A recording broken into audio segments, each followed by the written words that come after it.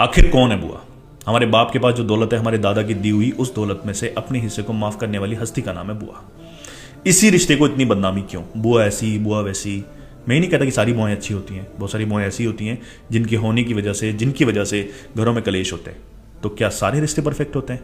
कुछ माएँ भी तो ऐसी होती हैं ना जो अपनी औलाद को मार देती हैं, न्यूज़ में पढ़ते हो गया आप। कुछ बाप भी ऐसे होते हैं जो अपनी औलाद के साथ इंसाफ नहीं करते। फिर इस रिश्ते के साथ इतनी नाइंसाफी क्यों? आपके नाम से अगर आपका कोई दुश्मन भी उसके घर चला जाए तो पूरे मोहल्ले को पता चल जाता है कि इसके घर मेहमान आया, इस तरह से स्वागत करती है वो। आपके घर वो आए तो पता ही नहीं चलता कब आई कब चली गई। आपकी बीवी की बहन आती है तो उसका अच्छा स्वागत होता है, उसको गैरों के जैसे बर्ताव किया जाता है, जबकि उसका हक बनता है घर पे। आपके घर का हर एक कोना उसने अपने हाथों से संवारा होता है, उसका बचपन यहाँ गुजरा होता है। और कहते हैं हमने तो दहेज दे दिया तो फिर बुआ का जो हिस्सा था वो हक अदा कर दिया। ये बहुत बड़ी गलतफहमी है।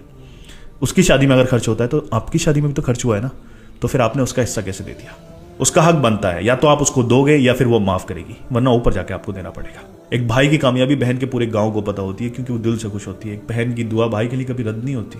माँ अगर चाहे तो इस रिश्ते की इज्जत करा सकती है क्योंकि वो खुद भी एक बुआ है, उसकी बेटियां भी कभी ना कभी बुआ बनेंगी। ये रिश्ते जो खुदा ने बना दिए हैं उन रिश्तों की कदर करनी चाहिए क्योंकि ये सच है, अगर किसी भी रिश्ते के साथ हम नाइंसाफ़ी करेंगे तो उसका जवाब हमें देना है।